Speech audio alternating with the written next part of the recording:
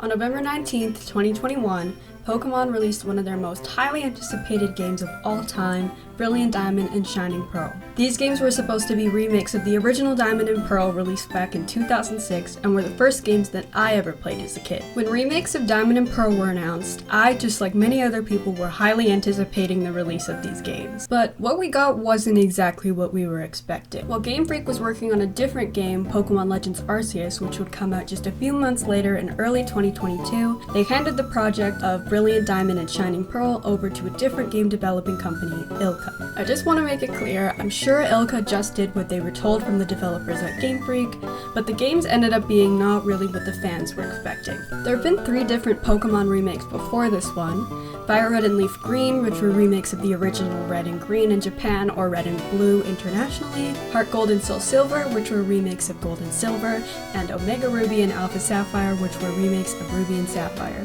The one thing that these games have in common is that they are remade in the same style as the current Pokemon generation. So Fire Red and Leaf Green are in the style of Ruby and Sapphire, Heart Gold and Soul Silver are in the style of Diamond and Pearl, and Omega Ruby and Alpha Sapphire are in the style of X and Y. So when it came to Brilliant Diamond and Shining Pearl, the fans were expecting Diamond and Pearl in the style of Sword and Shield. But instead, we ended up getting remasters of Diamond and Pearl for the Switch, down to the limited Pokedex, lack of a battle frontier, shiny and catchable Starly, and countless glitches. Let's start with the main points of what I think this game did wrong. Firstly, instead of implementing any quality of life updates from Platinum or from Sword and Shield, they stuck with the less perfected games that were Diamond and Pearl, and they didn't include Dynamax Pokemon, which was the gimmick introduced in Sword and Shield. And sure, you can make the argument that these are remakes of Diamond and Pearl and not Platinum, but Heart Gold and Soul Silver added the Suicune event from Crystal, and Omega Ruby and Alpha Sapphire included Mega Evolutions that were introduced in X and Y. So why didn't BDSP implement elements from Platinum or from Sword and Shield? Secondly, your character's movement. One of the most annoying aspects of BDSP is your own character's movement.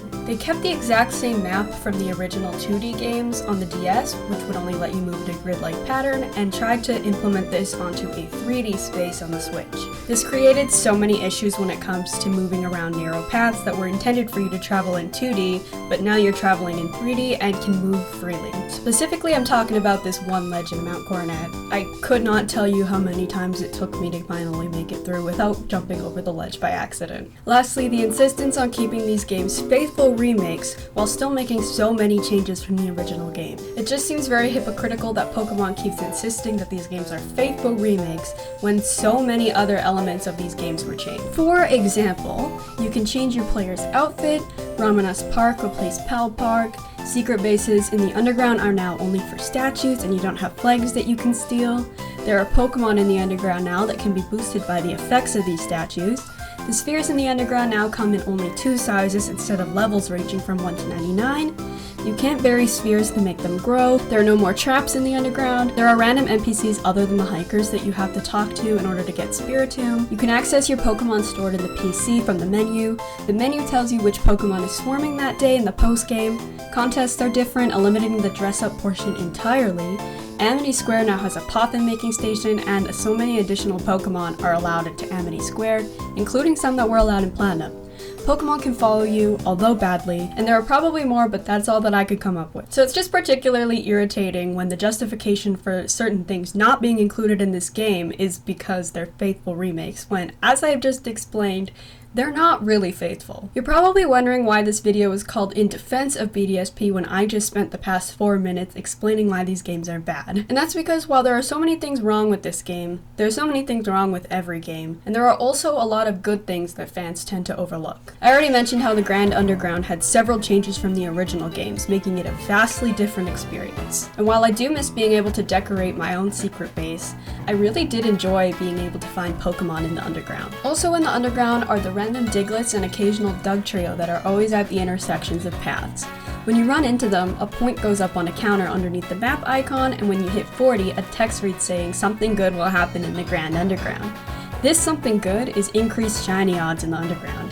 and also an increased chance of finding the gorgeous boxes which contain shiny statues while you're digging, and these give more of a boost than normal statues when you place them in your secret base. This aspect is really interesting, especially if you're playing online, as getting 40 with a bunch of other people really isn't that difficult. There's so many Pokemon to catch underground, and even more after you beat the game, including starter Pokemon from the first 4 generations. Next, of course, I want to talk about the nostalgia factor. These games being nearly identical to the original games on the DS made it an incredibly nostalgic experience playing through these games for the first time. It let people who hadn't played Diamond and Pearl since their childhood play it again on a more modern console. Hearing the same music, seeing the same NPCs, and battling that Starly by Lake Verity brought back so many memories for so many people. I think this aspect made it a very unique experience that couldn't really be replicated by the other remakes, and helped get so many people who hadn't played Pokemon since 2006 back into the franchise. Many people who hadn't played a Pokemon game until this one were kind of confused when they found out that seasoned fans of the franchise didn't like this game. But we were expecting a game made for us,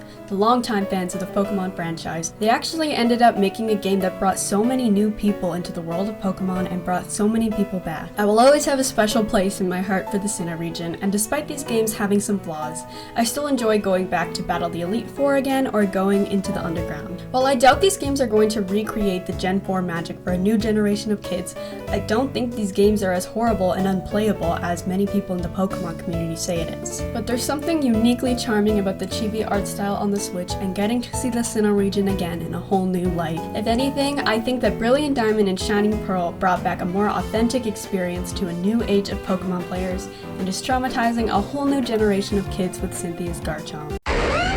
Well, that's all I have to say for now about the Gen 4 remakes, but I hope you enjoyed the video and maybe you can see these games in a new light.